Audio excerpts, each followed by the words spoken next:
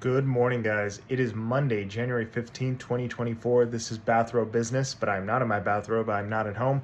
I'm at work with my monster. So this is a late post. It's almost 9 o'clock here in Utah. This morning was just kind of busy. I needed to get to work a little bit earlier than usual, so I wasn't able to post the video at the normal appropriate hour, but I really wanted to get a few of these news stories out, so that's why I decided to do it here at work. So I'm going to cover a few of them. The first one I'll probably cover is about my favorite subject in the world, interest rates.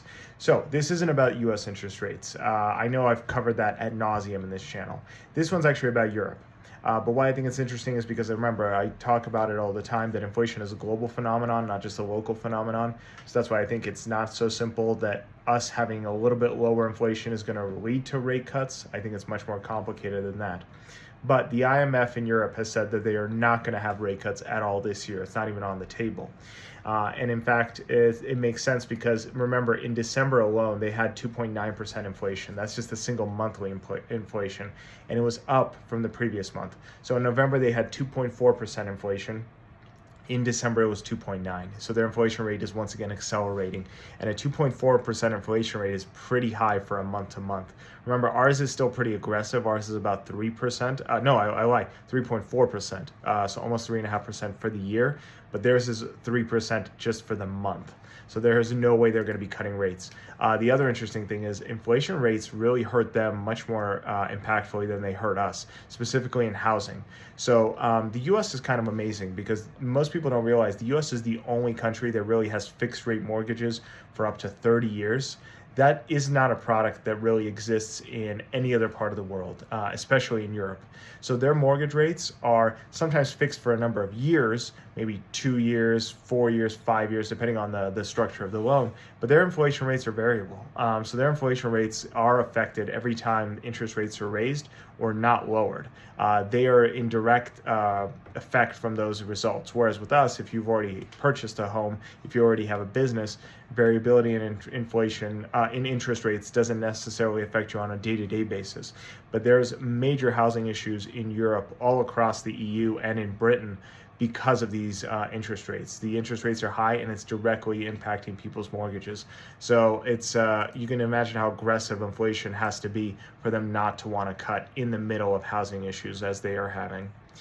The next story I'm going to talk about is Hertz. So Hertz, just a car rental company, not a big deal. But what is interesting is that they have invested heavily in EVs. I don't know if your news feed is flooded with their ads like mine, but it doesn't seem to matter where I go. YouTube, Facebook, whatever website, I'm just constantly seeing Hertz commercials with Tom Brady. It is always nothing but Hertz and always nothing but EVs. So their push for EVs is huge. I don't know. I don't even understand. I kind of understand why they're pushing this hard for EVs, but their aggression with which they're pushing it is ridiculous. Every ad is about EVs. And now a news story came out today that they're pretty much getting rid of their EV lines almost entirely. They're selling off about 20,000 vehicles, mostly Teslas, for various reasons, but the biggest being not a lot of demand, which kind of makes sense, seeing as how with rentals, a lot of times people are looking at, long distances and long travel. That's not really preferable with an EV.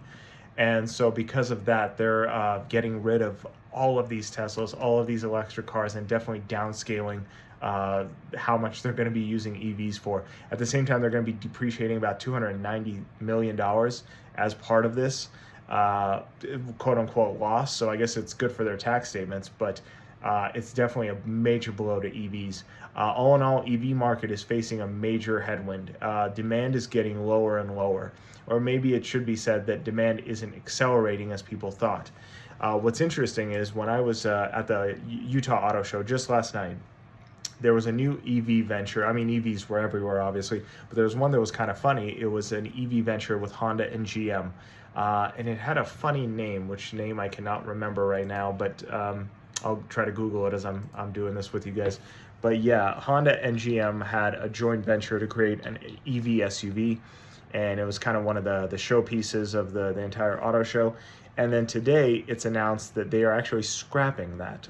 So I guess it will not be released and not be mass produced. So literally within 20 hours, the Honda GM EV has been scrapped. That's very interesting, seeing as how hard the sales guys were pushing it there yesterday. So EVs are facing a major issue. Next story is going to be, and the EV I was talking about was the Prologue. The Honda GM Prologue was the EV in question. It's a nice looking SUV, pretty standard four-door, all electric. It's supposed to have a very good range of about 310 miles per charge. So very good and very powerful as well. I think it had like a 4-second acceleration, but I guess that is no longer going through. Next major stories are all in regards to Apple. So I'm going to talk about the two minor stories with Apple, then the major story with Apple. So Apple is offering discounting in China. That's unheard of for Apple in general. As we know, Apple does not really do a lot with sales. If you go to on Black Friday, if you go to apple.com, you're not going to see a huge dip in any of their prices. It's going to be pretty standard.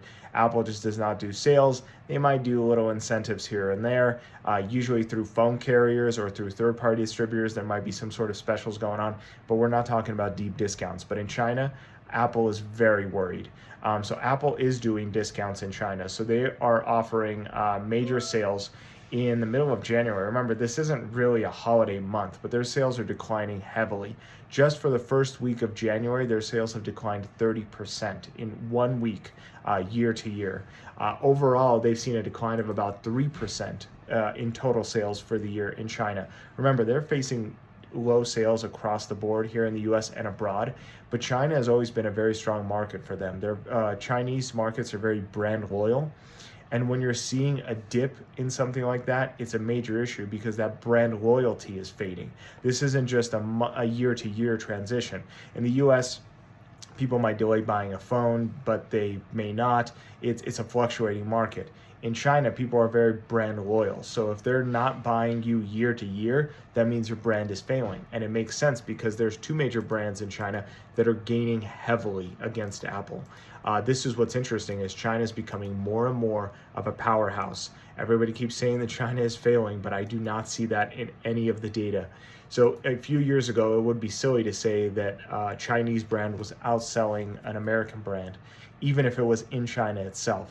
But that is happening more and more. Tesla's stiffest competition is a Chinese automaker. And now Apple's stiffest competitions are two cell phone manufacturers based in China. I'm going to butcher their names, but they are Xiaomi and Huawei. I believe that's how you say it. You may need to Google that just to double check. I will put their names in the description. They are very competitive. If you Google the phones, they look very nice. They look very similar to traditional Samsungs, I would say. I don't think they're Android based. I think they're entirely proprietary to China. But these two phones alone are starting to eat up Apple's market share. And this is something Apple cannot afford to do. So it's, again, I think China is becoming very innovative, very aggressive. So both of these phones have very innovative chips that previously had not been in Chinese markets. So they're doing major investments into hardware. There is some rumor and speculation in one of the articles I read that this could be because of property theft. So again, IP theft. But, you know, it's something that I think all corporations do. I think we just single out China when it happens. But they are very much competing against U.S. brands right now and becoming more and more competitive by the day. They're buying their own domestic brands more often than they're buying brands from overseas. And their brands from overseas are starting to creep into the American market. So China is very much, I feel, still a powerhouse. Last story I'm going to have is about Apple's AI program. So earlier this week, I guess early in the day, there was a chat that Apple is shutting down their AI division. That's not exactly true. They're actually relocating their AI division. But this is kind of a major deal because they're relocating their AI program outside of California. They're moving everything into Austin. This is a pretty major move simply because they've had a small AI division out there now, but they're consolidating them into both. Why I think this is a major issue. For a couple of years now, since about 2020, but even before, we've seen a major exodus from California. Tesla was one of the biggest names to do it, but Apple now, I think, is starting a slow creep with that as well. They're not moving their entire Cupertino campus, but AI is definitely a division that is going to see massive growth, investment, and scaling in the next decade, right? I think that's unequivocally true, regardless of how quick the pace happens.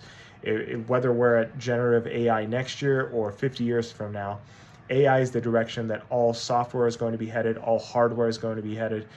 Even TVs are built in with AI nowadays. There were major announcements of that at CES. So AI is going to be a major division. So the fact that Apple is moving AI into Texas is huge, because that's pretty much saying the future of the company is going to be outside of California. Apple is also very good at innovating products for end use for consumers, right? I feel like a lot of these other companies, OpenAI, Microsoft, not quite enterprise based, but they always are more seemingly geared towards major manufacturing, major business, small business, more of an industrial use, more of a B2B, B2C use, whereas Apple's products are directly made for consumers. So if their AI, I feel, is going to be one we're probably going to be interacting with much more in the future. And so if they can scale that as they are able to scale every other division that they have, I think this is major change for Apple. I don't think this is a minor story. I think in 10 years, this is going to be the story that actually secretly makes or breaks Apple and makes or breaks California. I think that this is going to be big for California with how much potential revenue they're going to lose, and pretty huge for Texas with how much potential revenue they're going to gain. It's right now a small division. I believe only 120 people are in the division, and they're moving them into Austin. That is also going to be dependent on how many people decide to move. I have a feeling that a large majority of them will, and how big that department is going to scale over the next decade is going to be very interesting to watch. That's pretty much it. That's the major stories of the day. I will be back tomorrow morning, hopefully back in my bathrobe, back in my office. I hope you guys have a productive day. We'll see you guys in the morning.